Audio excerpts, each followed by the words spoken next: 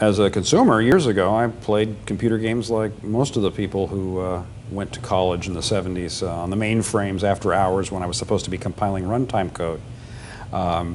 As a participant in creating them, about almost 2 years ago, when I got a phone call from my agent saying some folks in Eugene, Oregon had contacted him and wanted to talk to me about the possibility of doing something based upon my work. And that was the seed from which Betrayal at Krondor sprung.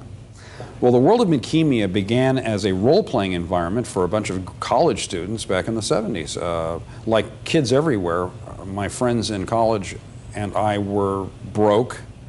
Fantasy role-playing was a very inexpensive hobby relative to a lot of other things we could be doing. You basically needed some pencils, some paper, and some funny-looking dice, and a lot of imagination. And the history of the world began to unfold. Well, that started 19 years ago. So there's almost 2 decades worth of thought and creation in Midkemia. It's possibly one of the most involved and detailed world environments for creating games around today. Obviously, the world in which the game is played is the fruit of years of my work, but the game itself is a wonderful collaborative endeavor that I think adds tremendously to the world of Midkemia.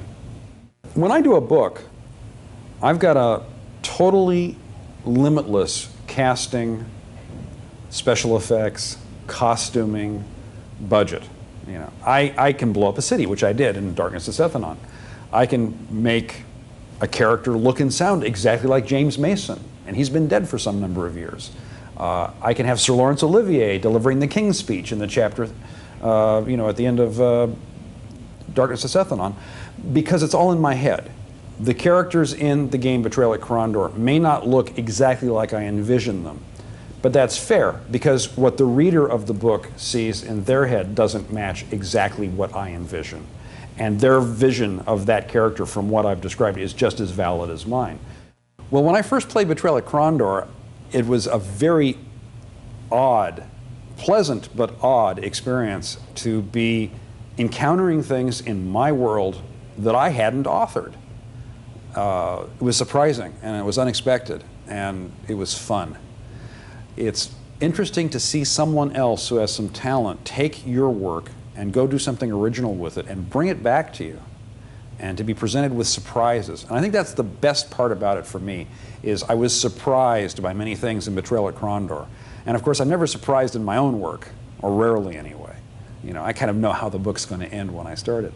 For the reader of my work, I think Betrayal at Krondor will be a welcome addition to the vast material they've already been exposed to.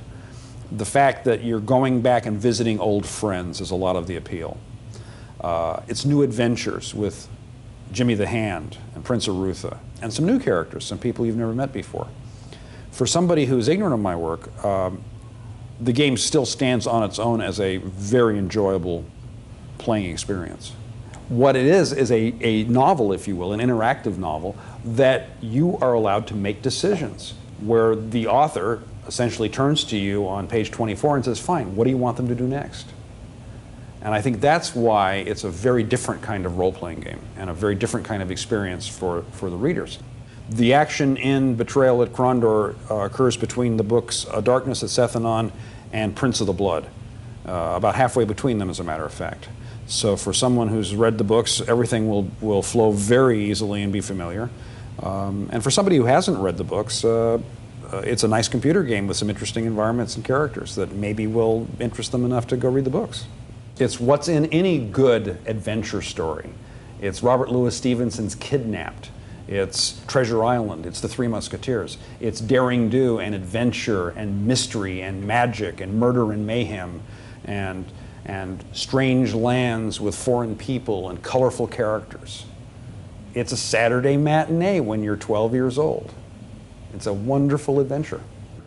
This is a kind of a fun game to put in the corner of your hard drive and call up every once in a while, just like it's taking a book out and reading it on a break and then putting it away for a while.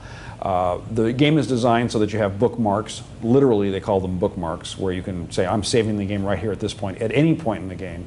It's not one of those horrible, miserable games where you have to battle your way back to a particular location before you're allowed to save the game. So you can play it in little, teeny, manageable chunks, and it's a wonderful, rich experience.